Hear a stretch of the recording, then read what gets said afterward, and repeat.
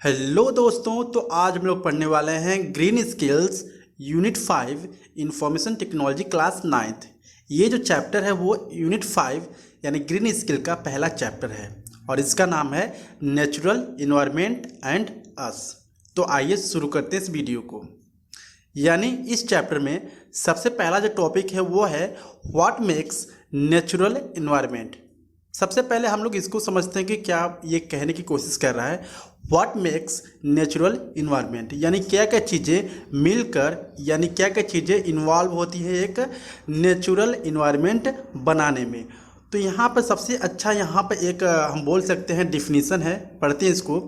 The natural environment is a term that collectively refers to all the living beings and non-living things surrounding us occurring naturally on earth। यानी natural environment हम उसको बोलते हैं जिसमें non living things यानी जो जीवित नहीं हैं और जो जीवित हैं, ठीक है, उनको भी मिला के जितनी भी चीज़ें इस पृथ्वी पर मौजूद हैं उसको हम बोलेंगे natural environment. So I hope आपको समझ में आया होगा कि नेचुरल इन्वायरमेंट क्या होता है। एक बार और मैं बता देता हूँ, ऐसी चीज़ें जो क्या हैं कि वो जीवित हैं और नहीं जीवित हैं, ठीक है। फॉर एग्जांपल पेड़ पौधे, ह्यूमन बींग्स, एनिमल्स, ठीक है। और दूसरी चीज़ें हम ले सकते हैं जो जीवित नहीं हैं, जैसे पहाड़ हो गया, माउंटेन हो गए, ठीक है, ऑयल हो गया, ये सारी चीज़ें और ढेर सारी चीज़ें जितने भी मौजूद हैं इस पृथ्वी पर नेचुरली, उसको हम बोलेंगे नेचुरल इन्वायरमेंट। यानी इन सारी चीज़ों को मिलाकर हम बोलते हैं नेचुरल इन्वायरमेंट। ओके, आगे बढ़ते हैं। अब यहाँ पर नेक्स्ट जो टॉपिक है वो टाइप्स ऑफ रिसोर्सेज। अब कितने तरह के रिसोर्सेज होते हैं अब हम पढ़ते हैं। तो आपको बेसिकली यहाँ पर दिख रहा होगा कि basically there are 3 types of resources, ठीक है। पहला जो रिसोर्सेज है वो है नेचुरल रिसोर्सेज, ठीक है। दूसरा रिसोर्सेज है वो है renewable and non renewable resources, और तीसरा जो रिसोर्सेज है वो है exhaustible and non exhaustible resources. तो चलिए इसको डिटेल में जानते हैं। अब यहाँ पे पहला है नेचुरल रिसोर्सेज, ठीक है। अब नेचुरल रिसोर्सेज में क्या क्या चीज़ें आ जाती हैं आप पढ़ते हैं इसको। जैसे कि natural resources are the freely naturally available, यानी ऐसी रिसोर्सेज जो फ्री ऑफ कॉस्ट में यानी फ्री में मौजूद है, ठीक है। Supply to us such as land, the air, water, sun and so forth. For example जैसे कि लैंड हो गया, हवा हो गया, ठीक है, पानी हो गया, सूरज की धूप हो गई, तो ये हमें किस तरह मिलती है, हमें फ्री में मिलती है ना। तो ये बोलेंगे हम लोग, इसको बोलेंगे natural resources. Any human has not created natural resources, यानी ऐसी रिसोर्सेज जो कि एक इंसान ने क्रिएट नहीं किया है, they are freely available on earth. ये जो सारी चीज़ें हैं वो फ्री में अवेलेबल है धरती पर, उसको हम बोलेंगे नेचुरल रिसोर्सेज, ठीक है। समझ में आया? एक बार और बता देता हूँ आप लोगों को, ठीक है। Natural resources are the freely naturally available supply us to such as a land, air, water and sun. ऐसी रिसोर्सेज जो हमें फ्री में अवेलेबल है इस धरती पर, इस पृथ्वी पर, जैसे कि वाटर हमें फ्री में मिलता है, ठीक है, हवा है वो भी हमें फ्री में मिलता है, सन सूरज के धूप है वो भी हमें फ्री में मिलती है। तो ये सारी चीज़ें क्या है, फ्रीली अवेलेबल है अर्थ पर यानी पृथ्वी पर, तो इसको हम बोलेंगे नेचुरल रिसोर्सेज, ठीक है। अब हम यहाँ पर कुछ इमेज दिया गया है, जैसे आप समझ सकते हो, मैं इसको जूम कर देता हूँ कि क्या क्या चीज़ें हैं नेचुरल रिसोर्सेज में। जैसे कि आप देख सकते हो यहाँ पर वाटर हो गया, ठीक है, ऑयल हो गया, ये तो नेचुरली मिलता है, फॉरेस्ट है वो भी नेचुरली पहले से ही है, ठीक है, रॉक्स हो गया, मिनरल्स है, सॉइल मिट्टी वगैरह है, तो ये सारी क्या है, नेचुरली है, ठीक है। अब ये जो दिया है, सारी चीज़ें दिया है इसके बारे में, मीन्स कि इससे क्या क्या बनते हैं इसके बारे में डिटेल में समझाया है। तो मैं आपको डिटेल में नहीं समझाऊंगा, मैं आपको शॉर्ट में बताने की कोशिश करूंगा कि एक्चुअली में नेचुरल रिसोर्सेज होते क्या हैं। तो आप डायरेक्टली यहाँ पर इमेज को देखकर समझ सकते हैं कि नेचुरल रिसोर्सेज क्या क्या चीज़ें होती हैं, ठीक है। आगे बढ़ते हैं।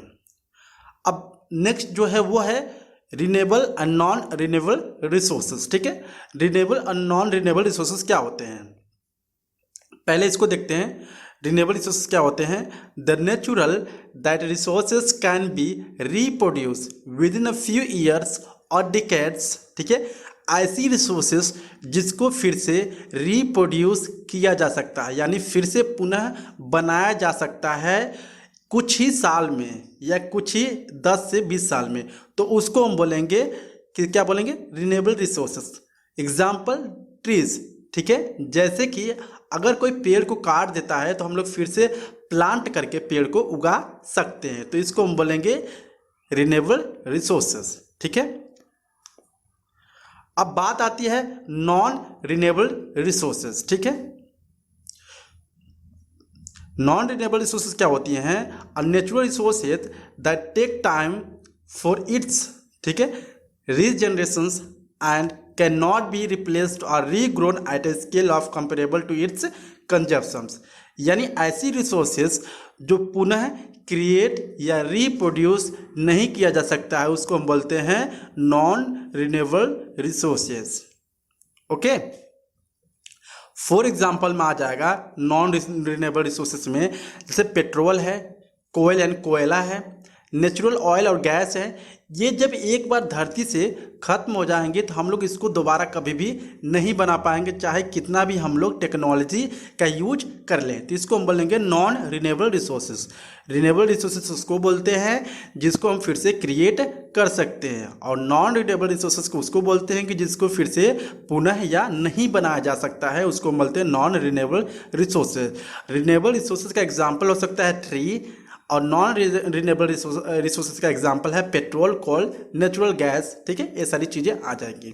अब इमेज के थ्रू देख लीजिए यहाँ पर कि क्या क्या चीज़ें हैं जो, ठीक है, क्या है, नेचुरल एनर्जी रिसोर्सेस हैं। वाइंड एनर्जी है, ठीक है, energy of the fuel of life है, सोलर एनर्जी है, यहाँ पर बायोमास एनर्जी, हाइड्रो पावर है, फॉसिल फ्यूल है, ठीक है, ये सारे क्या है, यहाँ पर देख सकते हैं। इधर का जो है वो है रिन्यूएबल एनर्जी और इधर का है नॉन रिन्यूएबल एनर्जी, ठीक है, आप देख सकते हैं इमेज के थ्रू। अब बात करते हैं exhaustible and non exhaustible resources. तो सबसे पहले हम लोग पढ़ते हैं नॉन एग्जॉस्टिबल रिसोर्सेज क्या होते हैं। Infinitely available natural resources that are living beings of earth can never consume to finish them are known as non exhaustible, ठीक है। ऐसी रिसोर्सेज चाहे हम लोग कितना भी यूज करें पूरी दुनिया में, वो कभी भी इस धरती से खत्म नहीं हो सकती है, उसको हम बोलेंगे नॉन एग्जॉस्टिबल रिसोर्सेज। अब एग्जॉस्टिबल रिसोर्सेज क्या होती है? अब पहले इसकी एग्जांपल देख देखते हैं। जैसे सोलर एनर्जी है, चाहे हम लोग कितना भी यूज करें, सोलर एनर्जी वो कभी भी खत्म नहीं हो सकती है। ओके, अब बात आती है दूसरे नॉन एग्जॉस्टिबल तो हो गया। अब आता है बात एग्जॉस्टिबल रिसोर्सेज जो खत्म हो सकते हैं। Natural resources that are finite in quantity and recurring use of these is reducing their quantities at a fast rate since these have a finite quantity। यानी ऐसी रिसोर्सेज जो एक फाइनाइट क्वांटिटी में मौजूद हैं इस धरती पर, और वो कुछ समय के बाद इस धरती से पूरी तरह से विलुप्त हो जाएंगे, मीन्स कि खत्म हो जाएंगे, उसको हम बोलेंगे एग्जॉस्टिबल एनर्जी। अगर फॉर एग्जांपल की बात करें, वो है कोल या कोयला। अगर हम किसी खादान से हम लोग कोयले को निकाल रहे हैं तो ऐसा नहीं है कि वो कभी भी ख़त्म नहीं होगा, नहीं, ऐसा नहीं है, वो ख़त्म कभी ना कभी एक दिन वो ख़त्म हो जाएगा, ठीक है। तो इसका एग्जांपल हो जाएगा कोल, एग्जॉस्टिबल रिसोर्सेज का। अब यहाँ पर रिसोर्सेज को दो कैटेगरी में बांटा गया है। पहला है नेचुरल रिसोर्सेज और दूसरा है आर्टिफिशियल। नेचुरल रिसोर्सेज ऐसी रिसोर्सेज होती है जो एग्जॉस्टिबल है, जो खत्म हो सकता है। इलेक्ट्रिसिटी, ठीक है। अब नेचुरल, पहले हम इस दोनों को पढ़ते हैं, ठीक है, नहीं तो आप कंफ्यूज हो जाओगे। रिसोर्सेज दो तरह की होती है, पहला है नेचुरल, दूसरा है आर्टिफिशियल, ठीक है। नेचुरल रिसोर्सेज है वो दो तरह के होते हैं, एग्जॉस्टिबल होते हैं, नॉन एग्जॉस्टिबल होते हैं, ठीक है। एग्जॉस्टिबल नेचुरल रिसोर्सेज में आ जाते हैं वाइंड, वाटर, फॉरेस्ट, और नॉन एग्जॉस्टिबल में आ जाएंगे कोल, पेट्रोलियम, आयरन, नहीं, ठीक है। अब नॉन एग्जॉस्टिबल ये हैं जो कभी खत्म नहीं होंगे, जैसे solar energy, wind, rainfall and tidal energy, ठीक है। अब बात करते हैं, अब एग्जॉस्टिबल में भी दो एनर्जी आते हैं, जैसे कि रिन्यूएबल है, नॉन रिन्यूएबल है। रिन्यूएबल का मतलब जिसको रिप्रोड्यूस किया जा सकता है, और नॉन रिन्यूएबल का मतलब है जिसको रिप्रोड्यूस नहीं किया जा सकता है, ठीक है। आगे बढ़ते हैं। अब यहाँ पर दिया है how environment is crucial for us, यानी जो इन्वायरमेंट है वो हमारे लिए किस तरह से ज़रूरत है, नीड है, नेसेसिटी है, ठीक है, किस तरह से है। तो जैसा कि आप देख सकते हो बिना नेचुरल के, ठीक है, या बिना इन्वायरमेंट को हम सांस भी नहीं ले सकते हैं। अगर पेड़ पौधे ना हो तो हम लोग सांस भी नहीं ले सकते हैं। अगर पानी ना हो तो हम लोग पानी, ठीक है, पानी के बिना भी हम लोग जीवित नहीं रह सकते हैं। तो कहीं ना कहीं जो इन्वायरमेंट है वो हमारे जीवन में काफ़ी हद तक योगदान यानी कंट्रीब्यूट कर रहा है, या जो हमारी लाइफ है वो, ठीक है, इन्वायरमेंट के चलते ही हम लोग हमारे अपने लाइफ को जी पा रहे हैं, ऐसा हम लोग कह सकते हैं, ठीक है। तो यहाँ पर कुछ दिया है फिगर, जैसे कि fact about how environment impact us, मतलब जो इन्वायरमेंट हो किस तरह से इम्पैक्ट डाल रहा है हमारे ऊपर, ठीक है। यहाँ दिया ट्री, ठीक है, canopies, vegetations and grassy area, ठीक है, यानी ये सारी चीज़ें हैं। ये क्या हो सकता है, salt, oil, pollutants from from the roads and lawns into the nearby waterways, यानी बता रहा है किस तरह से योगदान दे रहे हैं, आप समझ सकते हैं, ठीक है। इस tree can observe up to the 48 pounds of carbon dioxide, जो ट्री है, ठीक है, वो भी हमारे जीवन में काफ़ी कंट्रीब्यूट कर रहे हैं, क्योंकि वे CO2 जो होता है काफ़ी ढेर मात्रा में वो ऑब्जर्व करते हैं, ठीक है। सन है तो हमें विटामिन डी देते हैं, राइट। और हम बोल सकते हैं जो वाटर है, रेन होता है तो वो हमारे उससे पानी बनता है, और क्या होता है उससे हमारी जो कॉस्ट होती है वो पानी की खरीदने की वो कम हो जाती है, ठीक है। तो इस तरह से समझ सकते हैं जो इन्वायरमेंट वो हमारे जीवन में किस तरह से इम्पैक्ट डाल रहा है। अगर हम बात करें इसकी एक्सरसाइज की तो वो आप समझ सकते हो, आप इसका जो एक्सरसाइज है वो स्क्रीनशॉट लेके आप सॉल्व कर सकते हो 1 बाय 1 करके। यहाँ पर कुछ MCQ multiple choice based questions हैं, काफ़ी इंपॉर्टेंट क्वेश्चंस हैं, सो आप इसको यूज कर सकते हो या सॉल्व कर सकते हो। चलिए बढ़ते हैं दूसरे सेशन की तरफ। इस यूनिट का ये दूसरा सेशन है, और इस दूसरे सेशन का नाम है our influence on natural environment, ठीक है। बेसिकली हम पढ़ेंगे इसमें human impact and influence on environment, मतलब किस तरह से ह्यूमन इम्पैक्ट, ठीक है, पड़ रहा है या इन्फ्लुएंस हो रहा है इन्वायरमेंट की तरफ। तो जैसा कि हम लोग थोड़ा सा इंट्रो पढ़ लेते हैं।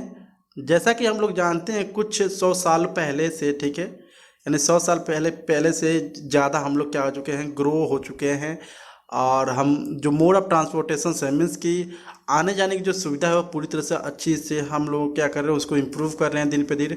काफ़ी रिवोल्यूशन हो रहा है, मॉडर्न व्हीकल्स का भी आविष्कार हुआ है, ठीक है। और मोड ऑफ कम्युनिकेशंस की बात करें तो वो भी काफ़ी सुधार हुआ है। तो दिन पे दिन जो हम बोल सकते हैं जो इन्वायरमेंट है ना, लोग लगातार लगे हुए हैं कि इसको किस तरह से अच्छे हम लोग यूज कर सकें और कम मात्रा में यूज कर सकें। अब दूसरी बात इसमें आती है पॉपुलेशन एक्सप्लोजन की। अब इसमें क्या होगा, पॉपुलेशन एक्सप्लोजन के बारे में बातें किया गया, किस तरह से पॉपुलेशन बढ़ रहा है, क्यों बढ़ रहा है। पहली बात करता हूँ, जो पॉपुलेशन एक्सप्लोजन है बेसिकली वो कुछ सालों से बढ़ रहा है, जैसे कि 100 साल पहले से बढ़ रहा है। ये जो है इसलिए बढ़ रहा है कि जो मेडिकल साइंस है वो मोर्टालिटी रेट जो है वो काफ़ी घट गया है। जो इंसान है उनकी मरने की जो, ठीक है, हम बोल सकते हैं मरने की जो हम बोल सकते हैं संख्या है वो कम हो गई है, ठीक है। और बर्थ यानी जन्म लेने की जो संख्या है वो बढ़ गई है। इससे क्या हो रहा है, जो जनसंख्या है वो दिन पे दिन काफ़ी तादाद में यानी काफ़ी फास्ट तेज़ी से बढ़ रहा है। पहला पॉइंट इसमें दिया है मोर कंजप्शंस ऑफ लैंड। अगर ज़्यादा पॉपुलेशंस होंगे तो जाहिर सी बात है कि उनको ज़्यादा लैंड चाहिए, मतलब ज़्यादा ज़मीन चाहिए अपने घर वगैरह बनाने के लिए, ठीक है।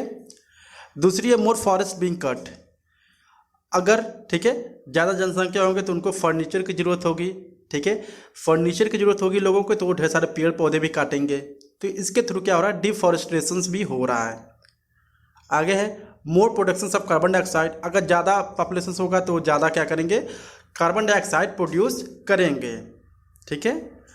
Over exploitation of natural resources. और जैसा कि हम जानते हैं कि ज़्यादा लोग अगर आबादी बढ़ती जाएगी तो वो लोग फ्यूल का भी ज़्यादा मात्रा में यूज करेंगे, ठीक है, नेचुरल रिसोर्सेज को यूज करेंगे, और ये दिन पर दिन क्या हो जाएगा, ख़त्म हो जाएगा।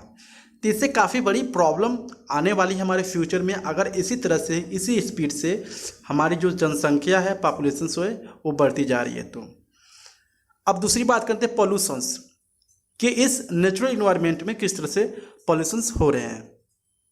पॉल्यूशन क्यों हो रहे हैं, यानी आजकल जो चीज़ें हम लोग यूज कर रहे हैं जैसे पॉलीथीन है, ठीक है, प्लास्टिक्स हैं, तो ये सारी जो चीज़ें हैं वो क्या हो रही है, ज़्यादा मात्रा में यूज हो रही है, ठीक है। और जितनी भी चीज़ें आ रही हैं ना शॉप पे आजकल सारे के सारी चीज़ें पैक आ रही हैं, पैक्ड आ रही हैं, पैक्ड आ रही हैं, तो इसका मतलब कि वो कहीं ना कहीं किस चीज़ में रहता है, वो पॉलीथीन में रहता है, प्लास्टिक में रहता है, बॉटल्स में रहते हैं। तो इससे क्या होती है, जो हमारी नेचर है, ठीक है, वो उसको डिग्रेडेबल, हम बोल सकते हैं कि उसको डिग्रेडेबल नहीं कर पाती है, ठीक है, मीन्स कि उसको सड़ा नहीं पाती है। तो इससे क्या होता है, जो हमारी इन्वायरमेंट है वो क्या होती है, काफ़ी बुरी हो जाती है। हम बोल सकते हैं कि वो उसको एक तरह से ऑब्जर्व नहीं कर पाती है, और इसका जो साइड इफ़ेक्ट है वो हमें देखने को मिलता है एज ए वाटर, ठीक है, एज ए एयर, हर एक तरह से, ठीक है। तो हम बोल सकते हैं जो मोस्ट वेस्ट प्रोडक्शंस है वो ज़्यादातर हो रहा है। जैसे कि हम लोग क्या करते हैं, सुबह सुबह ब्रश करते हैं, तो हालांकि जो यहाँ पर बताया गया जो 99% पीपल होते हैं ना, वो क्या करते हैं, टूथपेस्ट का यूज करते हैं आजकल, ठीक है, करेंटली टाइम में। और जो टूथपेस्ट आता है वो प्लास्टिक के एक छोटे से पैकेट में आता है, राइट। और जो ब्रश आता है वो भी एक तरह से एक प्लास्टिक के पैकेट में आता है। तो वो जो पैकेट से आती है, हम लोग डेली के डेली उसका यूज कर रहे हैं, हम क्या करते हैं, उसको निकाल के कहीं पे भी फेंक देते हैं। बट आप एक बात मानो, जब उसको फेंक देते हो तो उसको कई साल लगते हैं, ठीक है, कई साल लगते हैं ज़मीन में सड़ने में, ठीक है। कभी कभार तो ऐसे से प्लास्टिक जिसको 500 साल से ज़्यादा भी लगते हैं डिग्रेडेबल होने में, ठीक है। तो ये काफ़ी बुरी चीज़ें हैं, ये में भी हमारे फ्यूचर को स्पॉइल कर सकता है, मीन्स ये हमारी ज़िंदगी पर काफ़ी इम्पैक्ट डाल सकता है। अभी नहीं, फिलहाल हम तो लोग जी रहे हैं, ठीक है, लेकिन आने वाले हमारी जनरेशन्स को प्रॉब्लम झेलना ही पड़ेगा अगर इसी तरह से चलता रहा तो। ये थी दूसरी जो, अब यहाँ पे आती है टाइप्स ऑफ पॉल्यूशंस, ठीक है, कितने तरह के पॉल्यूशंस होते हैं। तो पहला है सोयल लैंड पॉल्यूशंस होते हैं, दूसरा है वाटर पॉल्यूशंस, तीसरा है एयर पॉल्यूशंस। यानी जो जितने भी मेन इंपॉर्टेंट चीज़ें हैं ना उसमें सारे पॉल्यूशंस, मीन्स सोयल है, जैसे माइनिंग हो रही है, फॉर्मिंग हो रही है, ठीक है, ये सारी चीज़ें हैं, रीजंस हैं जो कि क्या हो रहा है, पॉल्यूशंस हो रहा है, राइट। दूसरा रीजन है वाटर पॉल्यूशंस का, यहाँ भी माइनिंग हो रहा है, फर्टिलाइजर फ्रॉम फार्मिंग्स जो फर्टिलाइजर्स क्या करते हैं, यूज करते हैं, तो जो पानी बहता है वो नदियों में जाता है और इसके थ्रू क्या होता है, वहाँ पर वाटर पॉल्यूशंस हो जाता है, राइट। केमिकल फ्रॉम फैक्ट्रीज से केमिकल क्या होती हैं, डिस्चार्ज होती हैं, डायरेक्टली क्या करती हैं, नदी में गिर जाती हैं, और इसके थ्रू भी वाटर जो होता है वो पॉल्यूशंस बढ़ जाता है। एयर पॉल्यूशंस की बात करें वो है फैक्ट्री इमिशंस, जो फैक्ट्री होती है, फैक्ट्री से धुएं निकलते हैं, गाड़ी है उससे धुएं निकलते हैं, ठीक है, व्हीकल्स वगैरह, car, aeroplanes, burning fossil fuels, ये सारी चीज़ें हैं ना, क्या हो रही है, एयर पॉल्यूशंस को बर्बाद कर रही है, मीन्स कि एयर पॉल्यूशंस बढ़ा रही है। तो आप, आई होप आप समझ में आया होगा कि एयर पॉल्यूशंस, लैंड पॉल्यूशंस और वाटर पॉल्यूशंस किस तरह से पॉल्यूट हो रहा है। अब यहाँ पर कुछ लिस्ट दिया गया है जिसको कितने समय, कौन सी चीज़ को कितने समय लगते हैं बायोडिग्रेडेबल की, कितने समय में मतलब डिग्रेड होने में, ठीक है, मीन्स कि सड़ने में कितना समय लगता है। पहला है वेजिटेबल्स, अगर आप किसी सब्जी को फेंक देते हो तो कम से कम 5 से 1 महीना लेता है अच्छे से सड़ने में, डिग्रेड में होने में, ठीक है। पेपर, अगर पेपर को कहीं पे फेंक देते हो तो वो लेता है 2 से 5 महीना, ठीक है, डिग्रेड होने में। कॉटन टी शर्ट, अगर कॉटन का कोई टी शर्ट है फेंक देते हो आप कहीं पर, नहीं यूज करते हो, तो कम से कम वो 6 महीना लेता है सड़ने में, राइट। ऑरेंज पील है, ठीक है, ये लेता है 6 महीना। ट्री लिप्स है, पेड़ के पत्ते हैं, वो लगभग 1 साल लेते हैं डिग्रेड होने में, सड़ने में, ठीक है। ऊल सॉक, अगर आप मोजा या सॉक पहनते हो ऊन की तो वो 1 से 5 साल लेता है, ठीक है, डिग्रेड होने में। आप सोच सकते हो कितना लंबा टाइम ले रहा है। Plastic coated paper milk cottons, ठीक है, ये सारे क्या है, 5 साल लेती हैं। प्लास्टिक जो कोटेड होता है ना, पेपर मिल्क होता है, वो कम से कम 5 साल होते हैं सड़ने में। अगर हम बात करें लेदर शूज की, अब लेदर शूज बहुत लोग पहनते होंगे, अब जब खराब हो जाता होगा तो उसको फेंक देते होंगे, लेकिन आप सुन के हैरान हो जाएंगे कि इसको सड़ने में या डिग्रेड होने में 25 से 40 साल लगते हैं। नायलॉन फैब्रिक उसको 30 से 40 साल लगते हैं। टीन कैंस, टीन जो होती है कैंस होती हैं, ठीक है, आप ढेर कैंस का यूज करते होंगे, कहीं ना कहीं जरूर देखे होंगे। जो कैंस होती हैं वो फेंक दिया जाता है तो उसको कम से कम 50 से 100 साल लगते हैं डिग्रेड होने में, ठीक है, सड़ने में। एल्युमिनियम कैन, अगर एल्युमिनियम का कैंस रहेगा तो आप समझ लो 80 से 100 साल लेगा वो। अगर ग्लास बॉटल रहेगा, अगर कोई ग्लास है, ठीक है, ग्लास का कोई बॉटल है तो कम से कम 1 मिलियन ईयर्स लेगा। सुन के हैरानी हो रही है, मीन्स कि इतना टाइम कोई ग्लास ले सकता है क्या? 1 मिलियन ईयर्स ले सकता है डिग्रेड होने में, सड़ने में। प्लास्टिक बैग की अगर बात करें तो वह 500 साल लेता है, ठीक है, या हमेशा के लिए सड़ेगा ही नहीं, हमेशा के लिए रह जाएगा सड़ने में। तो आप देख सकते हैं जो हम लोग चीज़ें यूज कर रहे हैं ना इस समय कितनी घातक है हमारे इन्वायरमेंट के लिए, और कितनी साल लेते हैं ये डिग्रेड होने में या सड़ने में, या बोल सकते हैं नेचुरली उसमें इन्वॉल्व होने में, मिट्टी में मिलने में। अब यहाँ पे फ्यूल यूजेस के थ्रू भी, ठीक है, क्या होता है, कार है, बसेस हैं, ठीक है, बाइक्स हैं, इससे जो धुआं निकलते हैं वो भी क्या करता है, हार्म करता है। पुअर वेस्ट मैनेजमेंट, यानी पॉल्यूशन क्यों होती है? क्योंकि हमारे यहाँ उसको मैनेज करने के लोगों के पास क्षमता नहीं है, मीन्स कि जहाँ वो खाते हैं वहीं पे फेंक देते हैं, ना ही कहीं डस्टबिन का यूज किया जाता है। अगर किया भी जाता तो उसमें कोई फेंकने भी नहीं जाता, उसके किनारे फेंक देंगे सब, लेकिन डस्टबिन में ले जाके नहीं फेंकेंगे। तो इससे भी क्या होती है, पुअर वेस्ट मैनेजमेंट से भी पॉल्यूशन बढ़ता है, राइट। अब यहाँ पर आती है ग्लोबल वार्मिंग, ठीक है, यानी जब धूप लगती होगी तब याद आती होगी ग्लोबल वार्मिंग। अब बात करते हैं ग्लोबल वार्मिंग क्यों होता है। एक छोटा सा इंट्रो देता हूँ इसके बारे में। ग्लोबल वार्मिंग कब होता है, यानी जिस तरह से जनसंख्या बढ़ रही है तो लोगों का फर्नीचर की ज़रूरत पड़ रही है, लोगों को फर्नीचर चाहिए, तो फर्नीचर के लोग क्या कर रहे हैं, फर्नीचर के लिए पेड़ को काट रहे हैं, ठीक है।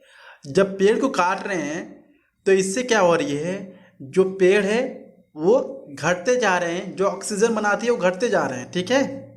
अब पॉल्यूशन जो बढ़ रहा है वो क्या करती है, पॉल्यूशन जब बढ़ता है तो वो CO2 ज़्यादा प्रोड्यूस होता है।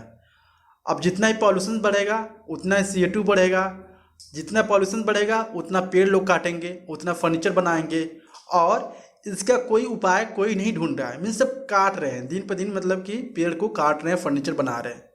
अब इससे क्या हो रही है, जो CO2 की मात्रा है गैसेस की वो बढ़ती जा रही है।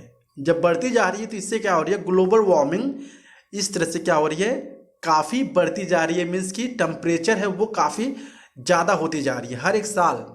मैं खुद महसूस करता हूँ कि जितनी साल, मतलब कि अभी 2021 है, 2022 में आप ऑब्जर्व करेंगे, मैं नहीं जानता हूँ कि आप किस इलाके से रहते हैं, लेकिन मैं जहाँ पर रहता हूँ यहाँ पर मैं हमेशा फील करता हूँ हर एक साल क्या होता जा रहा है, जो वार्मिंग है, मतलब टेम्परेचर है, धूप होता है जो, वो बढ़ता जा रहा है। आई डोंट नो कि लोग किस तरह से लोग इसको कंट्रोल करेंगे, बट एक समय ऐसा भी आ सकता है कि जो ग्लोबल वार्मिंग के थ्रू क्या हो सकते हैं, लोग बहुत ही ज़्यादा परेशान हो सकते हैं, ठीक है, ये स्किन कैंसर के भी शिकार हो सकते हैं। तो यहाँ पे क्या हो रही है, दिन पे दिन टेम्परेचर बढ़ता जा रहा है, क्योंकि जनसंख्या बढ़ती जा रही है तो CO2 बढ़ता जा रहा है, लोग पेड़ पौधे भी काट रहे हैं, नहीं छोड़ रहे हैं, तो इसके थ्रू क्या हो रहा है, पेड़ पौधे में कमी आ रही है, CO2 बढ़ता जा रहा है, तो इससे क्या हो रही है, ग्लोबल वार्मिंग बढ़ती जा रही है, राइट। अब इसके बाद से है वो इलीगल माइनिंग। इलीगल माइनिंग क्या होता है, पढ़ते हैं। Mining refers to the extractions of non-renewable resources like minerals and metals from the earth। Mining का मतलब होता है कि ऐसी मिनरल्स या मेटल्स जो जमीन के अंदर से निकाला जाता है उसको हम बोलते हैं माइनिंग, ओके। नेक्स्ट है लॉस ऑफ हैबिटाट, यानी जो माइनिंग होती है उससे क्या क्या चीज़ें होती हैं। लॉस ऑफ हैबिटाट यानी अगर कहीं पे घर वगैरह बना है, माइनिंग होती है तो क्या होता है, घर जो होता है वो नीचे गिर सकता है, ठीक है। काज पॉल्यूशन, यानी जो पॉल्यूशन है वो भी माइनिंग के थ्रू बढ़ता है, क्योंकि वो माइनिंग होता है, बारिश होती है तो उसमें कुछ मिनरल्स होते हैं वो बाहर बह के आते हैं, ठीक है, और ये पॉल्यूशंस बढ़ा देते हैं। Disturb water levels, water level में क्या होते हैं, इन्वॉल्व हो जाते हैं, मीन्स कि घुल जाते हैं, जिससे कि वाटर का जो लेवल होता है वो गंदा हो जाता है। क्लाइमेट चेंज, इससे जो हमारी क्लाइमेट होती है, ठीक है, वो भी चेंज हो जाती है। क्यों हो जाती है, केमिकल के चलते हो जाती है, ठीक है। अगर हम इस चैप्टर की बात करें, जो एक्सरसाइज दिया गया आप देख सकते हो, इसकी स्क्रीनशॉट लीजिए और इसको सॉल्व करिए, ठीक है। चलिए, इस यूनिट का जो तीसरा सेशन है उसका नाम है नेचुरल रिसोर्सेज कंजर्वेशन। ओके, चलिए स्टार्ट करते हैं, इसको भी देखते हैं क्या है। अब इसमें बताया गया है saving and conserving natural resources, हम किस तरह से बचा सकते हैं नेचुरल इन्वायरमेंट को, ठीक है, किस तरह से बचा सकते हैं। इसमें कुछ तरीके दिए गए हैं कि किस तरह से बचा सकते हैं हम। पहला तरीका है वो है रिड्यूस कार्बन फुटप्रिंट्स, यानी हम लोग क्या करें, CO2 को रिड्यूस करें, तब हमें जो इन्वायरमेंट है वो सेफ हो रह सकता है। दूसरा जो है वो है रिड्यूस, रीयूज, रिसाइकल, इसको 3RS भी बोलते हैं, ठीक है, रिड्यूस, रीयूज, रिसाइकल। तीसरा जो रास्ता है जिसके थ्रू हम लोग नेचुरल रिसोर्सेज को बचा सकते हैं, इन्वायरमेंट को बचा सकते हैं, वो है सोइल कंजर्वेशन। चौथा है वाटर कंजर्वेशन। पांचवा है एनर्जी कंजर्वेशन एंड छठवीं है फॉरेस्ट कंजर्वेशन। अगर हम इन सारे चीज़ों की बचाव कर लें, ठीक है, सेविंग कर लें, तो क्या हो सकता है, हम लोग आसानी से इन्वायरमेंट को बचा सकते हैं, ठीक है। अब पहला समझते हैं reduce carbon footprint. Reduce carbon footprint क्या होता है, सबसे अच्छा यहाँ पर दिया गया है, डिफिनीशन पढ़ते हैं। A carbon footprint is a measure of determining the amount of production of CO2 and other green house gases a result of our daily activities. Carbon footprint का मतलब यही होता है कि ये क्या करता है, डिटरमाइन करता है या मेजर करता है या मापता है कि कितनी CO2 की प्रोडक्शंस हुई है, ठीक है, और ग्रीन हाउस गैसेस की कितनी प्रोडक्शंस हुई है हमारे डेली एक्टिविटीज़ के बेस पर, ठीक है। इसको हम बोलते हैं कार्बन फुटप्रिंट। ओके, अब इसमें क्या होता है, पहला है इलेक्ट्रिसिटी कंजप्शंस। जिस तरह से हम लोग इलेक्ट्रिसिटी कंजप्शंस करते हैं उसको भी हमें बचाव करना चाहिए। Okay, turn off the light, किस तरह से हम लोग इलेक्ट्रिसिटी बचा सकते हैं। पहला है लाइट को बंद करें, अगर हमें यूज नहीं कर रहे हैं तो उसको बंद कर दो, ठीक है। दूसरी बात है replace traditional light bulb and with energy efficient light, पहले के जो बल्ब है उसको चेंज करो, रिप्लेस करो और LED का यूज करो। तीसरी जो बात है वो है replace old appliance with new energy efficient appliance, यानी पहले का जो अप्लायंस है उसको, ठीक है, अप्लायंसेस हैं उसको चेंज करो और नया इफिशिएंट अप्लायंसेस को यूज करो। चौथा है reduction in electricity consumption result in the decrease in the green house gases emission too. अगर हम रिड्यूस करते हैं इलेक्ट्रिसिटी के कंजप्शन को तो वो ग्रीन हाउस गैसेस में भी, ठीक है, जो इमिशंस होती है उसमें भी कमी नज़र आती है। तो इस तरह से हम लोग कुछ यहाँ पर मेथड हैं, कुछ तरीके हैं जिससे हम लोग लाइट या इलेक्ट्रिसिटी की कंजप्शंस को हम लोग रोक सकते हैं, बचा सकते हैं। दूसरी है वो है ग्रीनर ट्रांसपोर्टेशंस। ग्रीनर ट्रांसपोर्टेशंस क्या होती है, more use of transportations means more contributions to the green house effect. Greener transportations का मतलब कि अगर हम लोग ज़्यादा गाड़ियों का यूज करेंगे कहीं पर ट्रेवलिंग करने के लिए, तो इसका मतलब है कि हम लोग ग्रीन हाउस गैस के जो इफेक्ट है उसको भी हम लोग बढ़ा रहे हैं, ठीक है। तो पहले तरीका है कि हम किस तरह से ज़्यादा गाड़ी का यूज ना करें। पहला जो तरीका है वो find ways to use less transport, यानी ऐसी रास्ता हमें चुननी चाहिए जिससे हमें कम से कम यात्रा करना पड़े गाड़ियों से। दूसरी चीज़ है use green fuel in vehicles, यानी हमें इस तरह के व्हीकल यूज करने चाहिए, किस तरह की, जैसे सोलर एनर्जी हो गया, राइट, और हम बोल सकते हैं गैसेस हो गए, इसका यूज करो जिससे कि मतलब कि बोल सकते हैं जिससे कि पॉल्यूशन ना फैले, ठीक है। तीसरा है try reducing air travel if possible. अगर आप जहाज से कहीं ट्रेवलिंग करने वाले हैं तो उसको अवॉइड करो, मीन्स कि आप किस तरह से आसानी से पहुंच सकते हो, दूसरा रास्ता भी आप यूज कर सकते हो। बाकी जो चीज़ें इसमें दिया गया है बहुत ढेर सारे लोग फॉलो बिल्कुल भी नहीं कर पाएंगे, ठीक है। बट ये बुक है, दे दिया है तो पढ़ना पड़ेगा। रिड्यूस व्हीकल यूज़, यानी जो गाड़ियाँ हैं उसका यूज हमें कम करना होगा। पांचवा, ईट लोकल सेसनल ऑर्गेनिक प्रोड्यूस, ठीक है, यानी जो लोकल होती है वही हमें खानी चाहिए, अपने एरिया का चीज़ है, ठीक है। थर्ड है चेंज ईटिंग हैबिट, यानी जो हमारी खाने की जो क्षमता है ना, जो हमारे खाने की जो हैबिट है उसे हमें चेंज करना पड़ेगा, ठीक है। इस तरह से भी हम लोग क्या कर सकते हैं, बचा सकते हैं, ठीक है, अपने इन्वायरमेंट को। अगर हम बात करें तीसरे का, तो रिड्यूस रीयूज रिसाइकल्स, ये क्या होता है बेसिकली, पहले समझ लेते हैं one by one. Three, reduce का मतलब होता है, समझते हैं, द रिड्यूस प्रिंसिपल से purchase the product with less packaging और try to buy product with biodegradable packaging material, यानी ऐसी मटेरियल हमें खरीदना चाहिए ताकि उसमें ज़्यादा पैकेजिंग मटेरियल ना रहे, मीन्स कि वो उसमें ना ही प्लास्टिक इन्वॉल्व रहे ना ही पॉलीथीन इन्वॉल्व रहे, ठीक है, और वो आसानी से सड़ सके ज़मीन में। दूसरा है रीयूज, द रीयूज प्रिंसिपल से ये जो प्रिंसिपल वो कहता है, use a product as much you can use it healthily.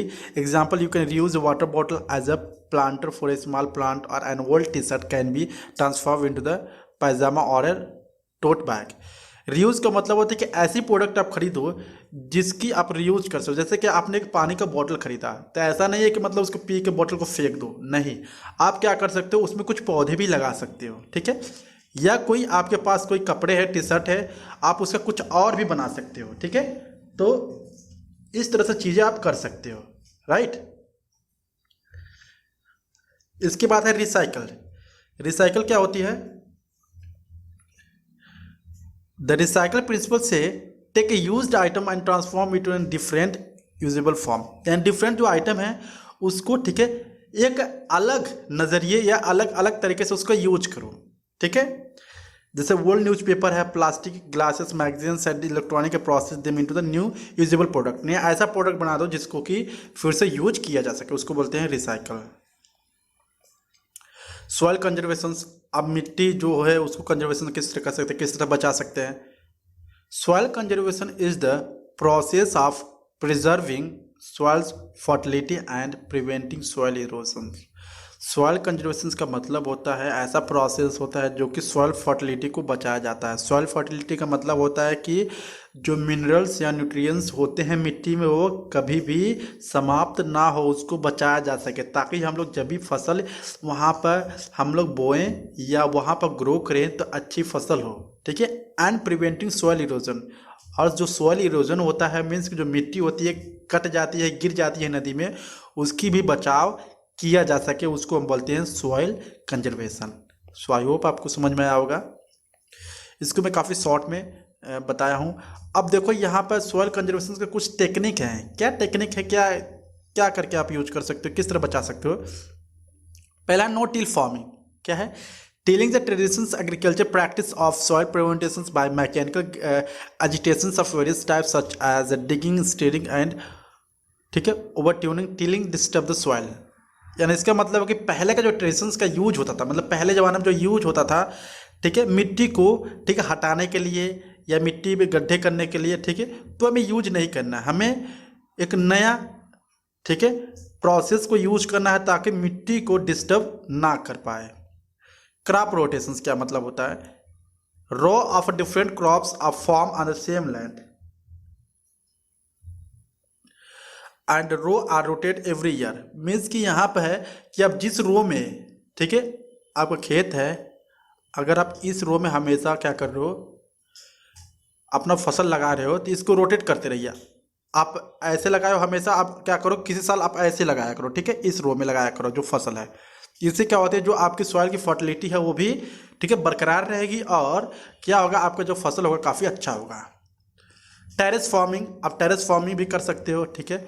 Wine breaks, ये सारी चीज़ें हैं। अर्थवार्म, अर्थवार्म क्या होते हैं, अर्थवार्म का मतलब होता है कि अगर अर्थवार्म होते हैं आपके मिट्टी में, तो इससे क्या होता है कि आपकी जो मिट्टी होती है काफ़ी उपजाऊ होती है और आपके फसल में काफ़ी बढ़ोतरी होती है, ठीक है। अब नेक्स्ट जो टॉपिक है वो है वाटर कंजर्वेशन। अब वाटर कंजर्वेशन क्या होता है, वाटर कंजर्वेशन का मतलब होता है कि किस तरह से हम पानी को बचा सकते हैं, ठीक है, इसको हम बोलते हैं वाटर कंजर्वेशन। तो आइए जानते हैं किस तरह से पानी को बचा सकते हैं। पहला है रिड्यूस इवेपोरेशन लॉसेस। अगर कहीं पर पानी है उस पर क्या हो रहा है, धूप गिर रहा है, मतलब टेम्परेचर हाई है, तो क्या होता है, भाप बन के पानी उड़ना शुरू हो जाता है, ठीक है। तो कुछ हम लोग क्या कर सकते हैं, कुछ आइडियाज़ लगा सकते हैं, ठीक है। Horizontal barriers of assault below the soil surface in the humid areas, मतलब इस तरह के एरिया में क्या कर सकते हैं हम लोग, कुछ बैरियर्स लगा के, ठीक है, पानी को रोक सकते हैं। दूसरी बात है reduce water losses in irrigation, यानी हमें पानी को कम करना होगा। मीन्स अगर हम सिंचाई करते हैं किसी खेत को तो कम हमें पानी यूज करना है, ना कि उसको पूरा भर दें, पानी वेस्ट हो रहा है, ऐसा नहीं करना है, ठीक है। तीसरी बात है रीयूज वाटर। अगर कोई पानी है, ठीक है, इरीगेशन कर रहे हो तो इसका मतलब कि आप उसका वॉशिंग के लिए भी यूज कर सकते हो और गार्डनिंग के लिए भी यूज कर सकते हो। वेस्ट नहीं करना चाहिए पानी। प्रिवेंट वाटर वेस्टेज, हमें पानी वेस्टेज को क्या करना है, प्रिवेंट करना है, ठीक है। इस तरह से बचा सकते हो पानी को। अब नेक्स्ट है एनर्जी कंजर्वेशन। आप किस तरह से एनर्जी को बचा सकते हो। Energy conservation broadly means to reduce the consumption of non renewable resources. Energy conservation का मतलब होता है कि हम रिड्यूस करें, कम करें, किसको कम करें, कंजप्शंस को, ठीक है। कंजप्शन मतलब खपत को, किस चीज़ की खपत, नॉन रिन्यूएबल रिसोर्सेज की खपत को, ठीक है। इसको बोलते हैं एनर्जी रिसोर्सेज। यहाँ पर फॉसिल फ्यूल दिया है। फॉसिल फ्यूल क्या होते हैं, fossil fuel are naturally formed non renewable energy resources such as oil, coal, natural gases, petroleum etcetera. Fossil fuel किसको कहते हैं, जो नॉन रिन्यूएबल के अंदर में आते हैं, और वो होते हैं तेल हो गया, ऑयल हो गया, कोल हो गया, नेचुरल गैसेस हो गया और पेट्रोल हो गया, ठीक है। इसको बोलते हैं फॉसिल फ्यूल्स। अब फॉरेस्ट कंजर्वेशन मतलब कि आप किस तरह से, ठीक है, किसी जंगल को बचा सकते हो। तो पहला है recycling CO2 into oxygen, climate regulation, reducing carbon footprints and losing natural hazards such as flood वगैरह, ठीक है। बाढ़ वगैरह ना आए तो जो फॉरेस्ट होता है वो क्या होगा, हमेशा सही रहेगा। मीन्स जो पेड़ पौधे होंगे कभी भी नहीं मरेंगे। क्लाइमेट रेगुलेशंस मीन्स कि वहाँ के जो इन्वायरमेंट है, समय समय पर बारिश हो रही है तो जिससे क्या होगा, जो फॉरेस्ट वो हमेशा ग्रीन दिखेंगे, ठीक है। अब किस तरह से बचा सकते हैं, पहला है प्लांट मोटिव, हमें बहुत ही ज़्यादा पेड़ लगाने होंगे, ठीक है। फॉरेस्ट प्रोटेक्शंस के लिए कुछ हमें एक्ट लाने होंगे और वहाँ पर कुछ लोगों को लगाना होगा ताकि वे देख सकें जंगल को। Regulated and plan cutting of trees, और जब भी पेड़ की कटाई हो रही है तो वह हमेशा, ठीक है, रेगुलेटेड और प्लान होना चाहिए कि कितने पेड़ हम लोग काट रहे हैं तो कितने पेड़ हमें फिर से लगाने हैं, ठीक है। तो ऐसे कुछ मेथड है जिनका भी यूज करके क्या कर सकते हो, जो फॉरेस्ट कंजर्वेशन से उसकी बचाव कर सकते हो, जंगल की बचाव कर सकते हो, ठीक है। अगर हम बात करें इस चैप्टर के एक्सरसाइज की तो वो यहाँ है, आप देख सकते हो, ठीक है। यह है यूनिट 5 यानी सेशन 4 का, ठीक है। यूनिट 5 का सेशन 4 है और इसका नाम है green economy and green skill. अब बात करते हैं ग्रीन इकोनॉमी क्या होता है, ठीक है, समझते हैं इसको। A green economy is an economic system that is compatible with the natural environment while considering social issue.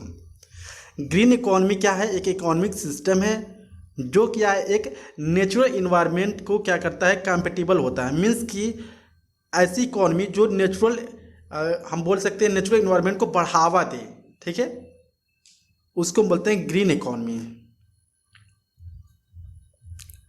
पहला इन्वायरमेंटल है the environmental principle of green economy are about, किसके, जो इन्वायरमेंटल पहला है किस, क्या प्रिंसिपल कहता है, प्रोटेक्टिंग बायोडाइवर्सिटी एंड इकोसिस्टम, यानी किस तरह से हम लोग प्रोटेक्ट करेंगे बायोडाइवर्सिटी को और इकोसिस्टम को। दूसरा sustaining natural assets and capital, implementing environmental sustainability goals, ये सारी चीज़ें मौजूद हैं इसमें। एलिमेंट ऑफ ग्रीन इकोनॉमी क्या क्या एलिमेंट है, जैसे कि इसमें आ जाएगा, पहला है रिन्यूएबल एनर्जी आ जाएगा, ठीक है। वेस्ट मिनिमाइजेशन मतलब किस तरह से वेस्ट को कम कर सकते हैं। प्रिजर्वेशन सस्टेनेबल, किस तरह से बचाव कर सकते हैं नेचुरल रिसोर्सेज को, ठीक है। अब बात ये ग्रीन स्किल्स की। अब ग्रीन स्किल्स क्या होती हैं, green skills are the skills required along with the values, attitude and required knowledge to create a sustainable green economy. Green skills हम उसको कहते हैं, ठीक है, जो कोई भी इंसान है उसको नॉलेज हो, ठीक है, किसके बारे में, इन्वायरमेंट के बारे में, ताकि वो क्या कर सके, एक सस्टेनेबल ग्रीन इकोनॉमी को क्रिएट कर सके। सीधे सीधे बात करें तो ग्रीन स्किल्स को उसको कहा जाता है कि ऐसे इंसान के पास क्या होता है, पेड़ पौधे लगाने की नॉलेज होती है और वो हमेशा अग्रसर रहता है पेड़ पौधे या एनवायरनमेंट के प्रति, ठीक है।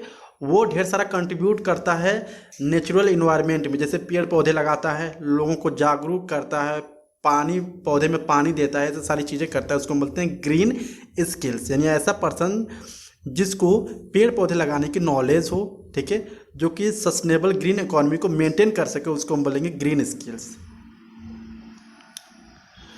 तो ग्रीन स्किल्स में क्या कहते हैं, पहला है green skills required for managing resources efficiently.